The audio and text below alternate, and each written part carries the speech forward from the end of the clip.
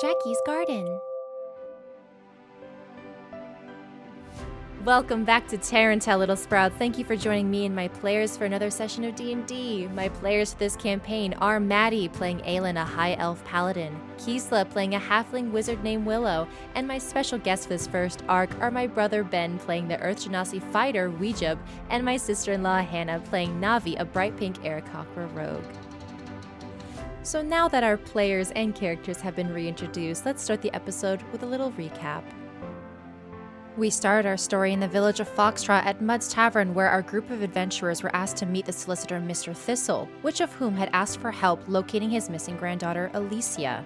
He then took our team to his humble abode after having a near-painful incident on his farm when one of the arcane crystals that was used to shield bystanders from the Lapsusberry harvests broke due to the farmers cutting corners.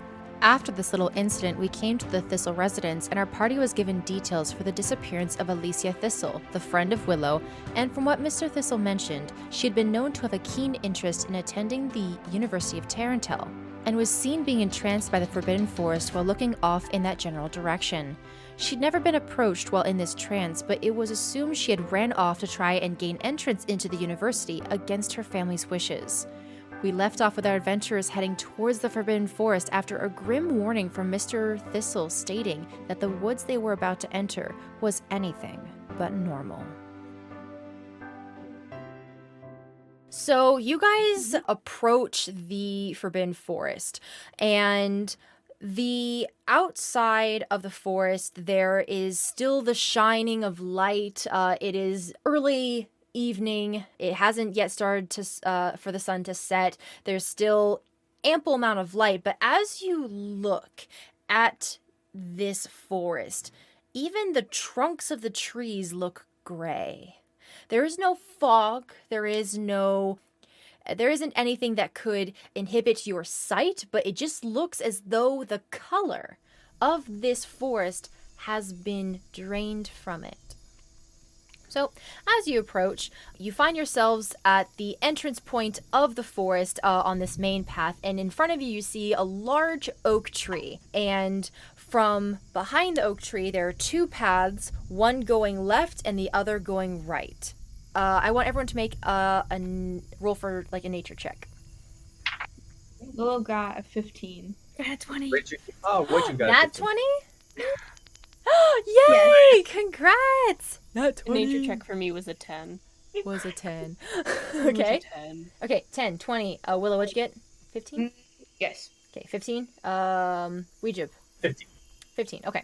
So, for those that beat the 15 DC, you see this giant tree in front of you. It's breathing. You can see the trunk expand and then fall. Expand and then fall. And you start to feel on the hairs of your skin and feathers the calm breathing of an awakened oak tree. For those that got underneath it, there's a giant ass tree. There's a giant ass tree. Wow! Is this a redwood? What's this? Question, so is this a breathing tree, is it gray like all the other trees, or is it a different color? It is still gray, yes. Well, I was gonna see if I could do like a perception check on the tree to get a better understanding of like what it is. Sure, you can to see if do... it's actually like to see if it's like a living, like like neurologically thinking thing, or if it's like just breathing on its own because of like normal nature, I guess. If that makes sense. Perfect. So you already rolled a nature check. So what about you can do... What would that be? You could do perception. I don't know. Would this count as investigation? I bet you I think it seems more like an investigation then, doesn't it? Yeah, when you look around for clues and deductions based on those clues. So either or, perception or investigation. Yeah, I'll do investigation. 15. Okay, so you get a 15. So with that roll, you see that this grayed bark, it's inhaling and exhaling slowly, and you see that there are these black tendril-like vines that are just kind of perched at the base of this tree. Looking closer at the bark structure and the way it's shaped, you can now see a face in this tree. You are unsure of the alignment, though, whether or not this tree is evil or good. I have an ability like that, but I think it's just a tree, so... You're just like, it's a giant-ass tree. Okay, so... yeah, that's my job. I just don't know I need to do it. So, for those that recognize the breathing of this tree, do you share this information with your party members? Yes, specifically Aelin? Great. So you point out, like, the face in the tree and everything? Yes. Solid. In that case, I also am going to walk up to this tree, and I am going to use my ability called Divine Sense. I can open my senses to detect such forces as celestial fiends or undead within 60 feet. I know if they're there or if it is that, but I don't know, like, what it is. Within 60 feet. So you recognize the presence of them. Mm-hmm. Cool. Okay, awesome. Okay, so what you do is that you cast Divine Sense, and everyone else looking at Aelin, you just see this shimmer descend Aelin as it just kind of like falls from her, and Tempest takes a little bit of the sparkles and just kind of like leaps off your shoulder and kind of does another little spiral down, like woo. But Spyro glide. Yeah, a little spiral glide. But you see this like shimmer kind of like touch the ground and just like disperse in like this wide 60-foot radius around Aelin. And Aelin, you get 3 pings of evil. Okay. One is in front of you, and there's 2 to the left. So there's 2 paths behind this tree. There's 2 to the left if you were to go that way. Gotcha. So I turn to everybody else and I say, hey guys, so first off, this tree's bad news. Secondly, we shouldn't go left because that's also bad news. Unless you're looking to pick a fight, in which case more power to you. But there's danger that way, specifically. And right in front of us. This tree's not good news as far as I'm aware. Okay, and how loud are you talking? Not too loud, just like a normal speaking volume. Okay. I'm not like yelling. Okay. So, with that information, as a campaign party, where would you guys like to go? What direction? Well, yeah. Personally, I don't really care which direction we go to, but I do have a spell that can help us get past the tree. If you guys are weary of that, it's called Pass Without a Trace. Ooh. And it's, let me see if I understand this correctly. A veil of shadow and silence radiates from you, masking you and your companions from detection. The duration, each creature you choose within 30 feet of you, including you, has a +10 bonus of dexterity. So basically, it would help us sneak past it. So I don't care if we go to the left or to the right, but if you guys would like, I can help out with that. Perfect. Is there a length of time that lasts, or how many people it affects? It just says your companions. Up at the top of a spell, it usually says duration, and then it would give you a time. Is that not the case? Concentration up to 1 hour. Okay, so up to 1 hour, and it's concentration. Okay. Yeah, Willow was up for. She was just about to ask if we thought the tree could hear us or like sense us or anything. So I rolled a check for that, and it got a 10. So I think that it's stirring in front of you, but it's still asleep. So with this Pass Without Trace, I'm gonna see. Yeah, this is a good idea because if you guys can't tell, I'm glowing a little bit, so I'm very easy to spot. Do you want to glow? Do you want to glow? Yes, I do. I have disadvantage on stealth checks, so I think I just glow a little bit every now and then. You know, you have light aura. I'm filled with radiant light. That's what it is. Filled with rage. Well, I'm pretty stealthy, so we can go around. We can try and sneak. Right. Well, I don't know because the left has imminent danger, but that could also be where the granddaughter was is at because it's a dangerous area. So we could. Are you just going to interrogate maybe whatever's over there? Or fine. Could do that. We could interrogate what's on the left. Well, so we know there's 2 people to the left, right? Would we be able to like cover all of our all of our corners, I guess? And so it's like maybe Navi, if possible, can like try and fly over top, and then the rest of us can like sneak around the tree to the left and see about what their intentions are. And then if it's poor, then we can have the Navi can kind of come in from the side or from behind and help us out in case it gets bad or something along those lines. So something to clarify with Navi's flying ability is that Navi, the Aarakocra come from the elemental plane of air, which is constantly windy. And the ability of flight there is a lot easier. One could say that with the constant winds, it's a form of gliding that can easily just be manipulated into flying. So when Navi was placed here per chance, and for reasons you guys don't know yet, their ability to fly has been limited because there are no gusts. So there is the ability and reaction that I've given Navi during battle to do her fight or flight method.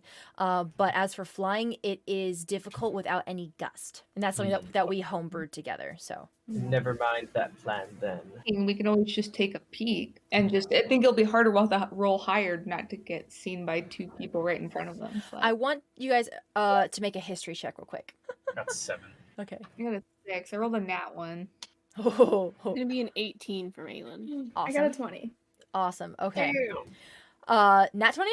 No, 19 plus 1. Okay, dirty 20. Nice. Okay, my low rollers. Y'all don't remember anything. You just know you're supposed to be in this forest. For my high rollers, Navi, you recall that Mr. Thistle's last words to you told you that this forest is awakened. This forest is dangerous. So although Aelin had reported to you that there are 2 pings of evil to the north and left side, that's only because it's within a 60-foot radius. That doesn't mean per se that to the right is any safer. There is evil within this forest, but it could have been outside that 60-foot radius that Aelin casted.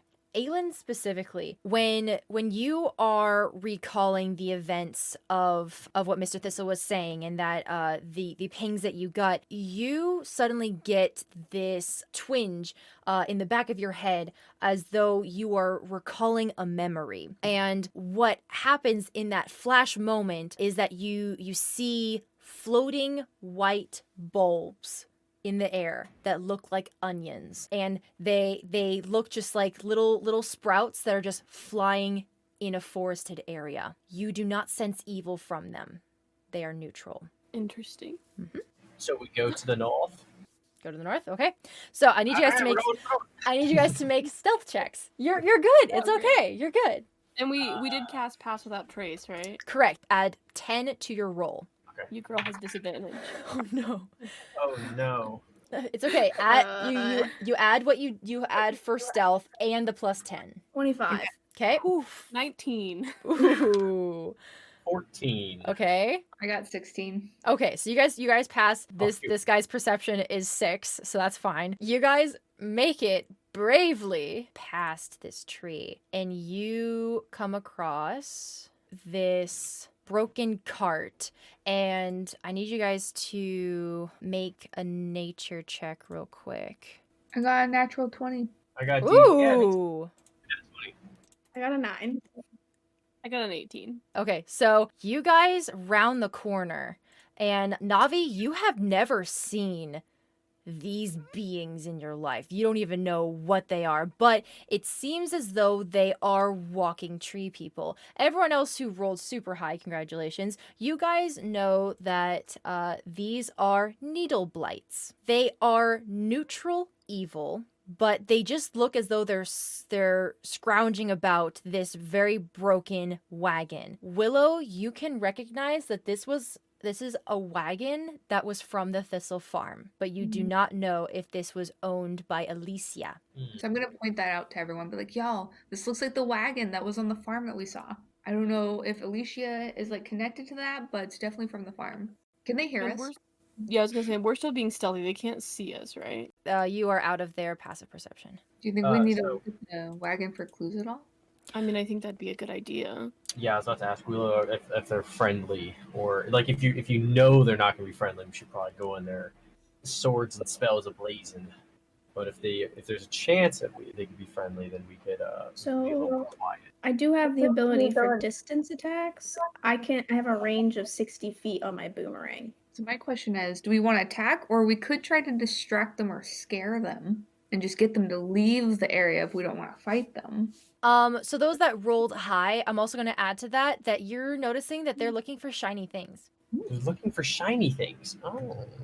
I can try and scare them off. I've got +2 intimidation, and I can try and like frighten them away from the cart so we can avoid having to fight them. And then worst case, Navi can do some range attack if they get all pissy. I was gonna say I also have a cantrip called Minor Illusion, where I can create a sound or an object within range, and the range is 30 feet. How close were they to us? They're 20 feet from you. Okay, so I could, if they're looking for something shiny, maybe I could have like a flying orb or something like whiz by them and see if they like chase after it. Oh, a flying orb. Okay, I'm down to try it. Does anyone else have any other suggestions before we try this one? You like that one? No, I I say turned to go for Ouija it. and I turned to Ouija and I'm like, you're made of metal, right? Are you shiny? Can you like be a diversion or like Just Well, run by them really fast. You know what? just like yeah, let's just try like this orb sprint thing. by? Let's try the orb thing, and then if that doesn't work, Okay. we'll do some. I'll use my shiny skin. Okay, So I'll run by so them real your fast. plan B. Got it. Yeah. I'll be plan B, and Great. Perfect. Okay, so what is this cantrip or spell that you're doing, Willow? Called Minor Illusion. Nice. So it has a duration of 1 minute and a range of 30 feet. So I was thinking of creating like a little twinkling light and have it to like float by them and then go past them 10 more feet to see if they chase after it. If they examine it, they can try to do an intelligence check, investigation, to see if they discover it's an illusion. And if they touch it, then they will know it's an illusion. So what I'm is- going to keep it above their head. Okay, what is the check for intelligence then? Investigation. Or investigation. Okay. I say let's go for it. Like, I think that's a great plan. Okay, so Willow, you conjure up this little orb of shining golden light, and you toss it into the air and you cast it above their heads to cause a distraction. If they examine it, they can roll an investigation check against my spell saving DC to see if they discover it. So it's a 13. Okay, so 13 DC. They fail that hardcore. Do you chuck it in any certain direction? Do you send them any certain direction? Can I also just chuck it into the bushes? Actually, so what I'm gonna do, I'm gonna have it like circle around their heads. I'm gonna have it duck into the growth onto the left-hand side, probably like still 10 feet away from me.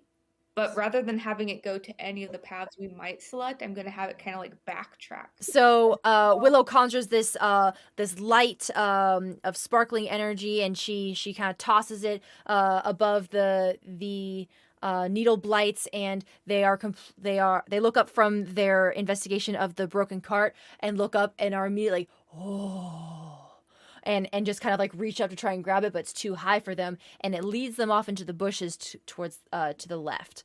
What do you guys do now? We have like 1 minute because that's how long the spell lasts. Go investigate. Let's go. Yeah, investigate. I'll stand guard on the left side of it in case they start coming back. Okay. Because I don't feel like I'm gonna do great at the investigation piece there. Okay. So I'll move myself like right over here. Nice. I'll also Yep, stand guard because I'm not great at investigation either. We rumble. I am going to go investigate, but I'm going to have my short bow ready for attack just in case. For those who are investigating, roll a d20. I do not know who that is per se. I believe that's just Navi and Willow. Mm-hmm. Yeah, I'm on pure guard mode. You're in guard mode. I got 19. Got 17. Nice. Okay. Oh, nice. So you are looking at this broken down wagon, and you see piles of clothes. There's some like belts and like fabrics. It just looked like someone had packed up whatever they could and just placed it in this cart. Willow, you see within this torn up bag of clothes, you see a single letter. It's opened, and it has the seal of Terrantel University on it. Can I pick it up and open it? Yep. So you pick up the letter and you open it, and it reads, "Congratulations, you've been accepted. Alicia Thistle."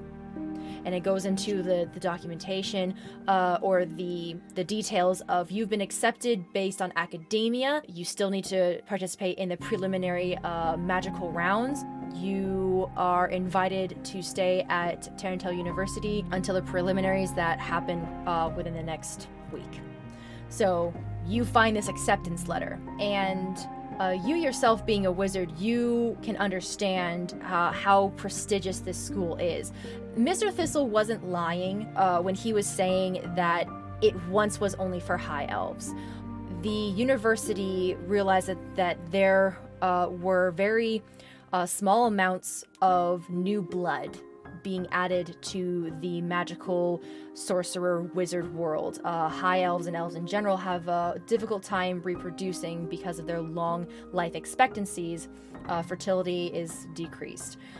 So they decided to open up their doors to anyone who sought out a school of magic, wizardry, or sorcery, and they opened it up to all races. But you would have to compete in a preliminary magic race round. There were 3 rounds. You don't really know the details of it at this moment, but you know that it tests your intelligence, wisdom, and your agility of all things. So this is amazing news that your friend was able to get in, being one of the only people that you know to have gotten into this prestige university. But you don't know where she is. There's no signs of the wagon. It just looks like it's been torn up and that one of the wheels was torn. Looking at the wagon, I'm going to say both of you see this, but Navi, you focus more on the wagon versus the context or the contents of the bags itself. The wagon looks as though there were leather straps by the front, which means that there was a horse attached to the wagon. But one of the wheels on the right-hand side looks like it was completely torn off. And you can't locate that wheel anywhere. You don't see any potholes around you. You don't see how a wheel could have just gone off if it had like hit some rough terrain, but it looks as though this wagon was torn apart by some great strength. As you guys are investigating, what's your guys' passive perception? I am Mine's 14. 14? 12. 12? Well, but mine's probably just 10 because I don't have a proficiency or a modifier for wisdom. Okay, so you guys can see tracks in the soil of a horse running away and going north. Okay, so it's going the other direction. It's going north instead of east. Is that left or right? I'm sorry. Oh, it's okay. You can see the hoof marks go left. Okay, but we can't see any like human feet or any humanoid feet prints. No, you cannot. From the bushes, you guys see these needle blights come out and just kind of peer at you. They don't say anything. Well, they're probably not too happy with us, are they? I mean, didn't you say you could be scary? Maybe you just need to give them a scary face. Yeah, okay, you know what? I'll roll for intimidation. Do it. Let's Roll see for if I can intimidation. Let's see if I can scare these little shits. Oh god, I got a 3 plus 2. I got a 5. No! I'm like, what did you try to do? Okay, I look at him and I go, I do this, and I go, roar! Back away! Amazing. Okay, great. So Ouija, totally I just ready. give Ouija a slow clap. Just the slowest clap. Willow chucks in the back. You tried.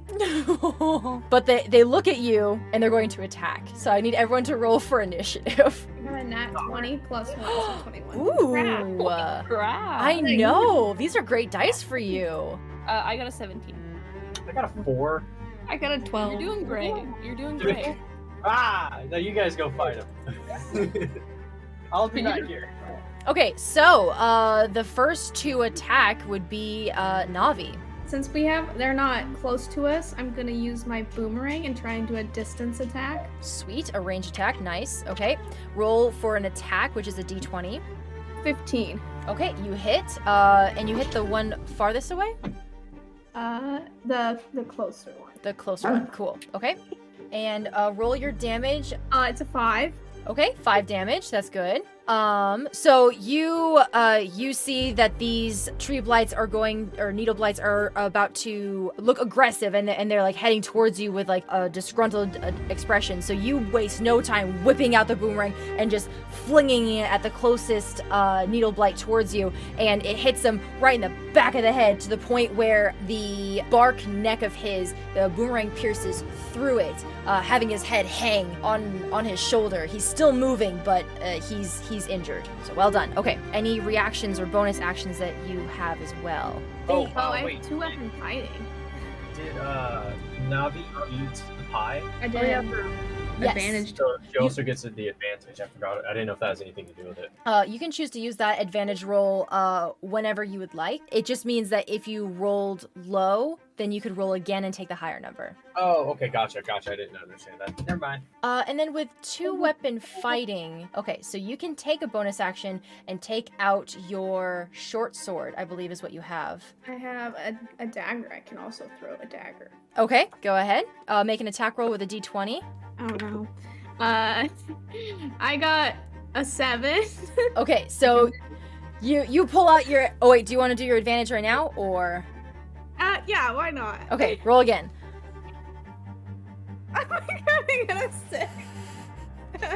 Oh, okay. So, everyone, you see Navi without hesitation. She takes out her boomerang and hits the neck of one of them, and then as she takes back her boomerang and slings it back, she then pulls out her bow and arrow, fumbles a little bit with the bow, and then some of her feathers get caught in the string, and she lets it loose, and it flies away down the road. And it misses the needle blight, but that is your turn, Navi. Next is Aelin. So Aelin sees these 2 needle blights. She sees the boomerang hit one in the back of the head, so she's gonna run up to the other one and attack with her long sword. Okay, so there's one closer to you, and then there's one farther away that isn't hit. So the one closest to you is hit. I'm gonna attack the uninjured one. Okay, so if you're gonna take your movement to the uninjured one, this needle blight will have an opportunity attack on you. Okay, sounds fine to me. Okay. So you move over here, and in doing so, this open needle blight then has an opportunity attack on you. So that's a 13. My AC is a 16. Wait, you said it was 16? Yes. My AC is a 16. I forgot to look at the attack bonus that it has. Okay, so it would be 13 plus 3, which is a 16, so it would hit. Okay, so that would hit, yeah. Okay, so it'd be 2d4 damage. He didn't roll well, so he does 5 damage to you. Okay. So now you can take your attack on the uninjured one. Cool, so I'm running by. I take this hit from the 1 needle blight, and I'm going to go ahead and attack with my long sword. I'm going to use my advantage from the pie. Nice. Okay, so that's going to be a dirty 20 to hit. Ooh, that hits. That definitely hits, yes. Okay, cool. So then I'm not going to smite just yet. That's going to be 11 damage on that. Ooh, in one hit, you cut down this needle blight. So he is out. Well done. One swipe. Are there any other bonus actions that you can do? Not at this moment. Let's see. Next is Willow. Willow, what would you like to do? So you see Aelin coming by. One of the needle blights takes a swipe at her. It hardly hurts her, and she goes in and stabs into this other one, completely cutting it in half, and it just falls to the ground. Nice. Okay, I'm really encouraged by Aelin, and so I start muttering myself and getting another firebolt ready. I'm just praying that I can shoot it right between Navi and Weiju. Oh, yikes. Okay, we can do this. And I'm gonna firebolt. Oh no. Oh no. I got an 11. Can I do attack of opportunity as well? So attack of opportunity is only when someone... The advantage. I was trying to do the advantage from the Oh, pie. yeah, go ahead. Feel free and roll Okay. advantage. Big money, big money. Natural 20. Oh, frick Oh. yeah. Roll your damage. Okay. Twice damage. 4 for my damage. And what is the dice that you rolled? A D10. D10, so you rolled 1d10? I rolled 1d10 for a firebolt. Okay, you got a natural 20, so you get to roll 2 of them.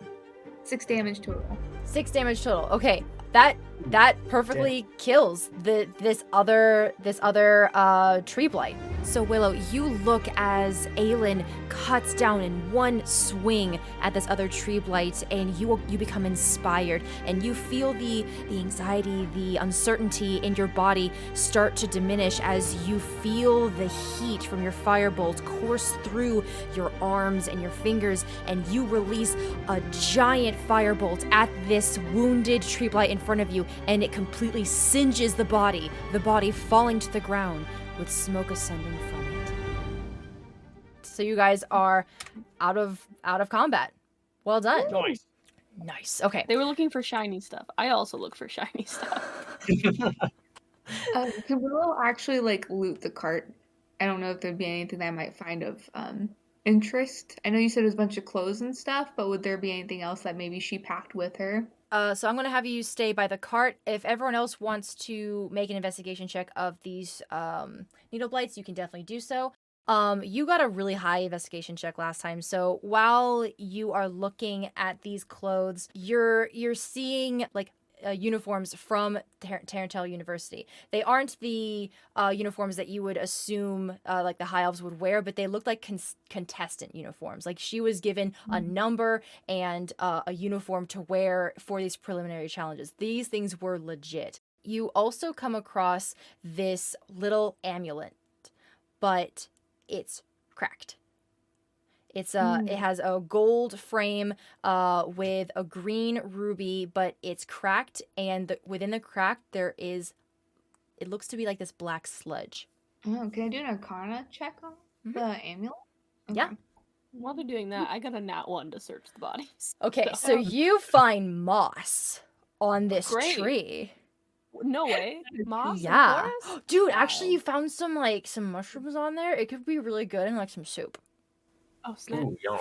Gather some of those for sure. Okay, so I got a 13 for my Arcana check on the amulet. Okay, so on the Arcana check, with a 13, you can't really identify what this sludge is. It doesn't look to be moving or alive. It just looks as though it kind of seeped into the cracks of this amulet. But also, as you are touching this amulet, your hair turns green. Okay, I'm gonna grab the amulet and wrap it up in the uniform, and I'm gonna tuck that into my bag, Perfect. and then run it to the group. Okay, Weejube and Navi, what did you guys get for investigation? I got a 14. Me too. Well done. Okay, so with a 14, you guys see that in the heads of these needle blights were where they were keeping the little trinkets. There are like rings and bits of necklaces and just little trinkets that wouldn't cost a lot of money, but they're very shiny. So these little blights would collect pieces from wagons or even like corpses that traveled into the forest, and just kind of like pluck these little pieces off and just kind of like hoard them. Roll a D100 for me. I got a 78. And what did you get, Navi? A 70. 70. Okay, you guys are pretty close. Okay, so, Weejube, you're looking at the cranium of this needle blight, and you're looking through these rings. Some of them are rusted, some of them are missing their gemstones. They're just like these tarnished pieces. But you come across this silver ornate ring that has a deep bluish purple gemstone to it. And what you can now add to your inventory is the ring of water walking. While wearing this ring, you can stand on and move across any liquid surfaces as if it were solid ground. Navi, for your 70. So as Aelin had pierced the chest of this needle blight, from its chest cavity came pouring out these beads, and various necklaces. But on the ground, you see this very small little wristband, a silver bracelet that has a blue clasp to it. And when you look at it, it looks as though it is shimmering like the waves on the sea. You have come across the bracelet, which I'm homebrewing right now, of swimming. You have a swimming speed of 40 feet while wearing this ring. So Sick. instead of a ring, it's a bracelet. So you guys... She can swim further than I can walk on water. It's the bum end of the deal, man. Yeah, I looked. Didn't find anything useful. You're just so fascinated by these mushrooms. You even see the jewelry pouring out. You're like, nah, I like this mushroom. Nah, these mushrooms are cool, guys. Don't worry about it. Aylin, give me an investigation check of that mushroom. Oh, snap. Okay. Oh, snap. Well, apparently I can look at mushrooms very good. Because that's a 21 for investigation on the mushroom. Okay. So you are investigating this mushroom and you see that the spores coming off of it produce this lavender-like scent, and it makes you very sleepy. It's too small for it to be potent to you, but you notice as you squish it, little spores come up, and you inhale a little bit. You're like, whoo! So you recognize that this is a type of mushroom that uses stealth in order to entrap their victims in a sleep spell. And you can assume with that check that there are other instances of it in this forest. Good to know. Okay, so you guys have looted the bodies of these needle blights and have looked through the wagon. Where would you guys like to go? There is a path to the right and then up to the left. You said that the horse prints went to the left, though, right? They went left and up. I think we should just keep following those horse tracks, because maybe after the cart broke, maybe she hopped on the horse.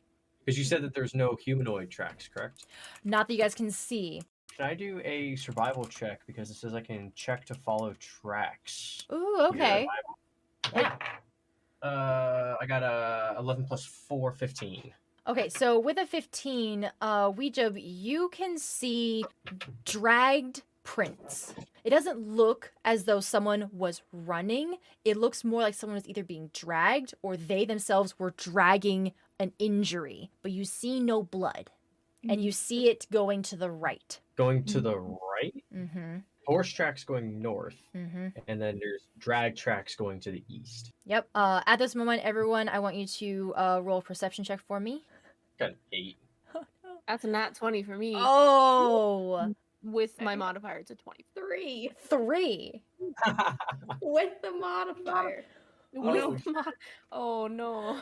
I got a 14. 14. Okay, so only Aylin can hear this. Oh, great. But you hear distant neighing. It sounds as though the horse is in pain. Can I tell what direction it's coming from? North to the left. So if you were to go left and up, you'd get to the sound. So after hearing this, I kind of perk up, and so does Tempest on my shoulder kind of perks up, and we both look to the left. And I relay this to the other three. Hey guys, I hear a horse off in the distance that way. It does sound like it's in pain. So we can follow the drag prints, or we can go see what's going on with the horse. But I just heard this. I think the chances are that the drag marks are Alicia.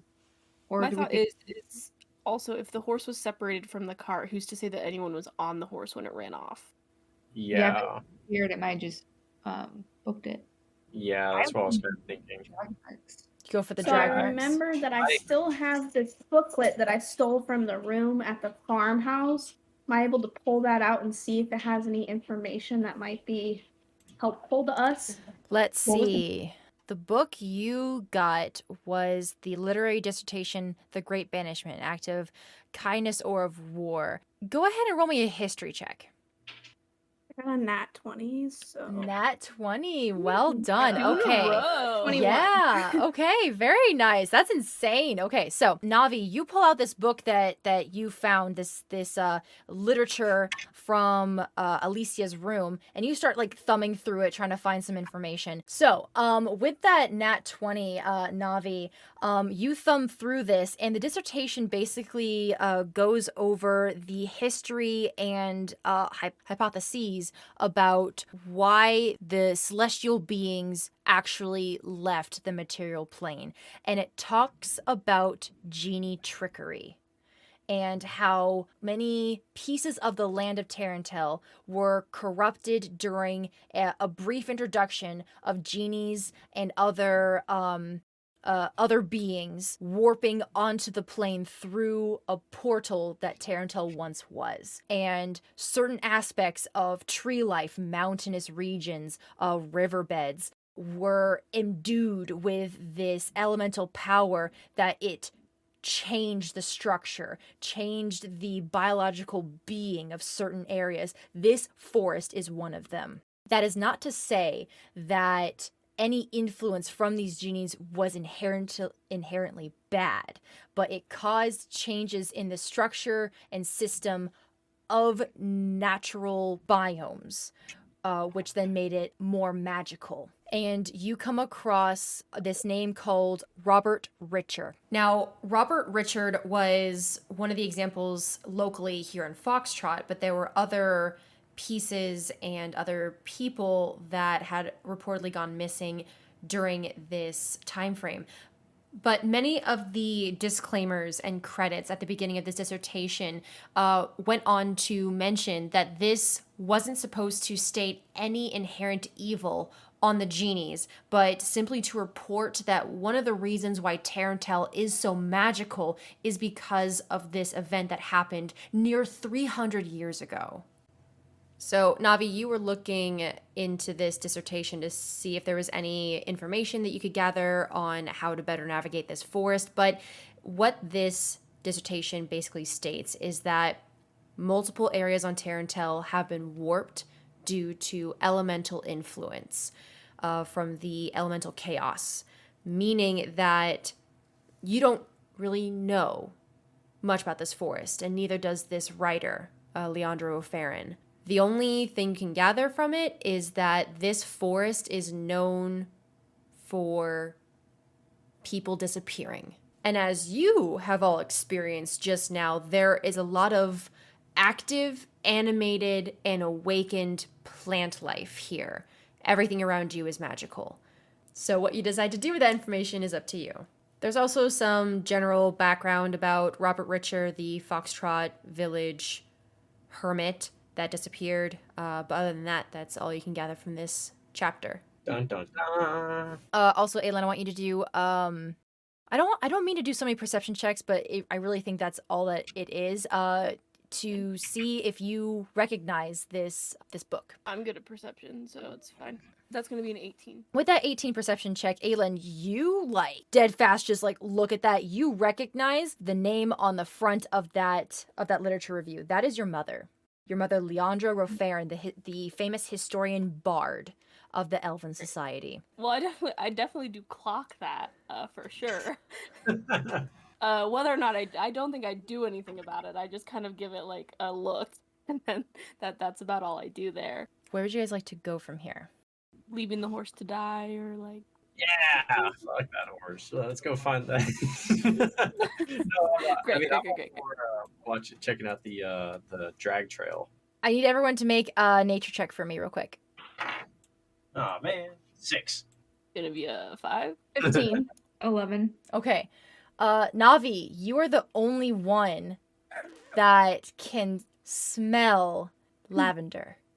As you guys go down this route, you smell the sweet fragrance of lavender, and you just passed the DC, but that is all that you sense. Aylin, did you mention to anyone when you were playing with that sponge-like mushroom that was a bad thing to smell? No. Okay. I was I like distracted because I immediately heard a horse in pain, and I just forgot to say something. That's my bad, homies. Great. So- I needed a nap anyway.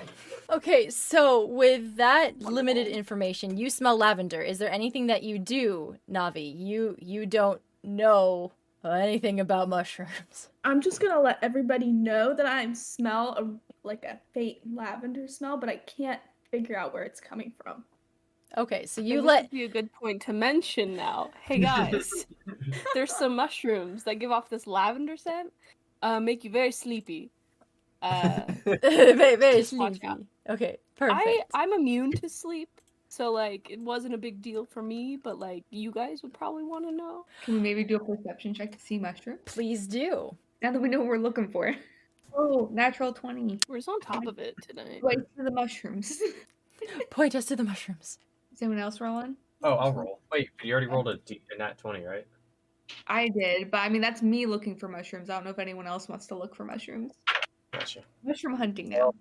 I am mushroom hunting and I rolled a 6, so I feel like I tripped and fell face first in the fucking mushroom. Into the mushrooms. I got cold. I got a 12. I only got an 11 to look for mushrooms, so Okay, 6, 12, 20. Galen got an 11, I thought. I got an 11. Okay, cool. You guys come to this path, and you, with your nat 20, Willow, you start to see these little mushrooms underneath the shrubbery just kind of snoring.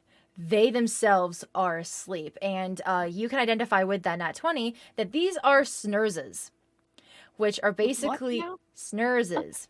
Okay, great. Snurzes. They're They, very cute. yeah, I'll admit. They're they're cute. spore-like creatures, and the snurzes itself comatoses within minutes of its birth, its metabolism slowing to a crawl. The sour breath attracts insects, which it consumes in its sleep. The snurzes that inhale one another's spores may spawn small offspring from their rubbery hoods. So you see these brown mushrooms that are just asleep on their own, and you can see a cloud of purple smoke and haze in this direction from these spores. And from the soil, you see little snurzes, these little mushrooms start to grow from the ground, and as soon as they peek up and they open their eyes, they yawn and then fall back asleep, and then they themselves puff out a big cloud of lavender scented spores. Interesting. So if we can smell this, are we already starting to feel the effects? Or is it only Navi that smelled them? No, so you can smell the lavender. It's as soon as you come within a vicinity of their like puff of spores. The scent is like a warning sign, but the spores themselves are kind of like odorless. Like you don't get more lavender scent when you go in. It's more just kind of like it's a protruding kind of aura around it. So, since I'm immune to being put to sleep, can I walk through there and not be put to sleep? Each creature within 10 feet of the snurzes must make a DC 10 Constitution saving throw, becoming unconscious for 1 minute on a failed save. So I don't know if it's sleep. I think unconscious is different than sleep. Yeah, I Okay. would say that makes sense. Okay. So the answer's no. So no, sorry. Do we still see the tracks, the drag tracks going through and in between the mushrooms? You said that your passive perception was 12. Yes. Okay, so you can't see too far into this haze. So Okay. the tracks still look like they're going that way, but you can't tell if they continue that way. The haze, it looks as though it's kind of a sheer kind of phase where you can see through it, but it's just kind of blurry, kind of foggy. It doesn't completely wipe you of your senses. Just being, if you were to dash through this, I would say that you would be fine. But if your movement doesn't get you through a 30-foot radius and you end your turn in this, then you'd be knocked unconscious. Probably go around, right? Oh wait, Willow, Mhm. you do you still have like that fire spell? Do you think that you might be able to and like burn all the spores out of here? I could try to see if that would work. I was also gonna ask for the spores. Do they take effect on us because we inhale them? Oh yeah, that's a good point. Is it like a skin absorption or is it just an inhalation absorption? I believe it's breathing them in. Okay, because one thing I was wondering is if we wore like put our clothes up to our face or anything, or if we could put a cover over our nose and our mouths and tried to run through, if that would like at least lessen the effect or give us more time in the haze. If you're able to cover your mouths and make it through, I would say that you can do that. Let's see. It is a 30-foot radius, and some of you are starting a little bit farther back. So, Yeah, I can only make it about halfway through. I can so I also have a spell. So I could do like a scouting thing because I have a spell called Alter Self, which means I can change my appearance. The only limitations is I have to remain the same size, so small, and have the same amount of limbs. Can I just erase my nose and my mouth for a little bit and just go through and do a little scouting trip? if you don't suffocate, if you can run through this in less than a minute, then you won't suffocate. Please don't suffocate. That'd be terrible. So bad. I can also do aquatic adaptation, but I don't have like a bowl of water to put on my head or anything. So, Oh no. so I have a spell called Enhance Ability, and it's an action, and I just have to touch a creature, and they get different types of enhancements. So I can do endurance, strength, dexterity, charisma, or intelligence. So I just didn't know which one would maybe be considered maybe movement speed. Who does have the highest movement speed? Mine's 25. Mine's 30. Oh, mine's 25 too. So the enhanced ability also lasts up until an hour. So if you would like, you could touch someone that has the farthest distance to help those that don't have the distance needed to make it past this haze. And it would give them advantage on their constitution as well as their strength to help carry someone. So it seems like a good plan to just dart through if you guys would like. So it kind of depends on what y'all think's better. Because like if I give if I give him strength, then he can carry 2 people maybe. Or if I give him constitution, then he can last longer in the haze if he gets stuck in there. I think that's a good idea. Like if you give me the strength, then I can attempt to carry 2 people through it. And I could do Navi and Willow since their movement speeds are less. And then Aelin and I can dash through there as long as I get the strength needed. Okay, so I'm gonna give Bear's endurance to Weijun. You get advantage on strength checks, and your carrying capacity doubles. Okay. So are we gonna clear the fog out, the spores out first, or are we just dashing through it? I can use my cantrip and try to disperse it a little bit before we run. Okay. But- Yeah. So I'm down for that. If we do yours, and then as soon as you're done with it, no matter what the results of it are, we just try and dash through it, and I can carry Navi and Willow. Sounds like a plan. Okay.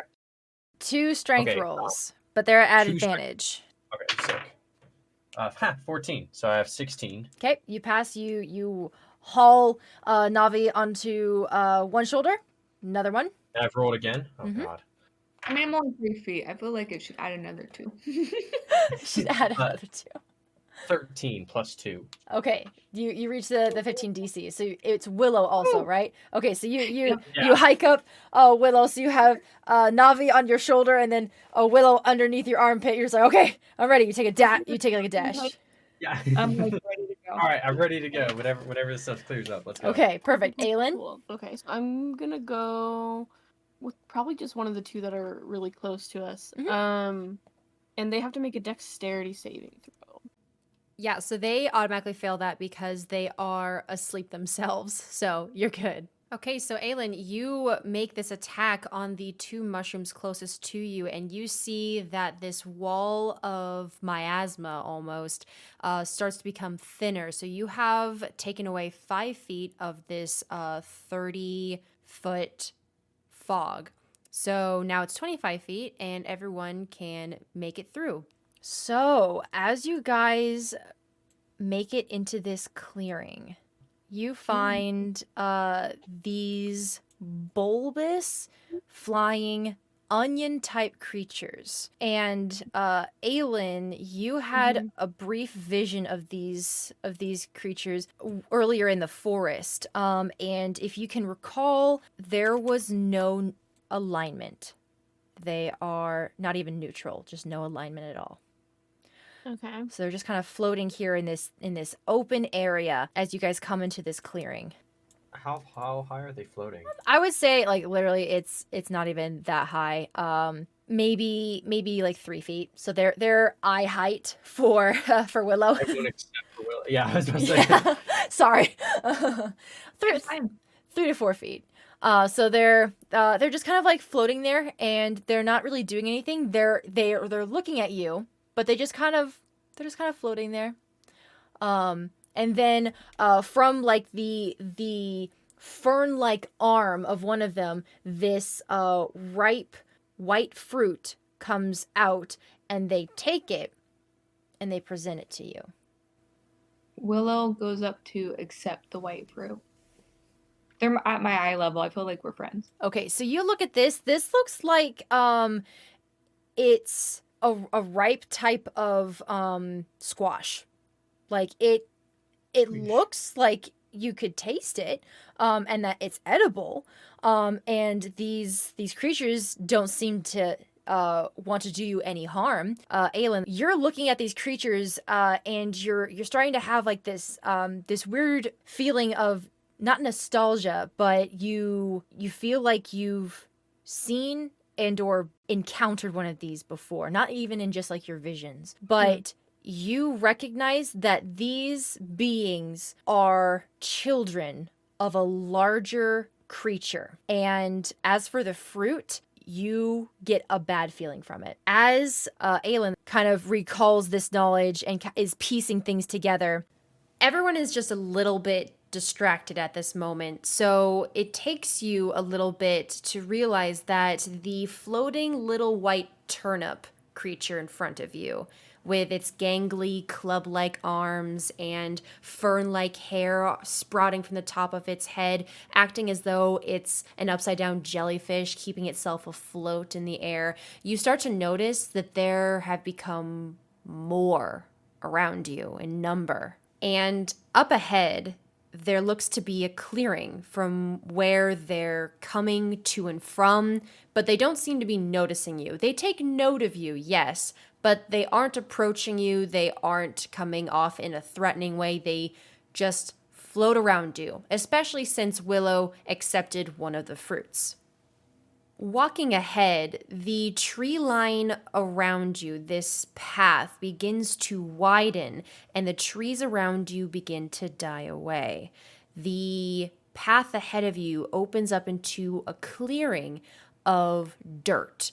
There is no grass, and the trees around you have lost their leaves. They're just bare branches, and they look to be dead, still gray, and they've lost their color. The entire forest looks as though it's monochrome right now. But as you continue to look ahead, there are instances of those black gooey vines sprouting from the ground, and the earth seems to be sectioned off in small steps, small tiers. As you continue looking forward, you suddenly see a giant breathing Mantagorgon Aeropostale appear in the back of the woods.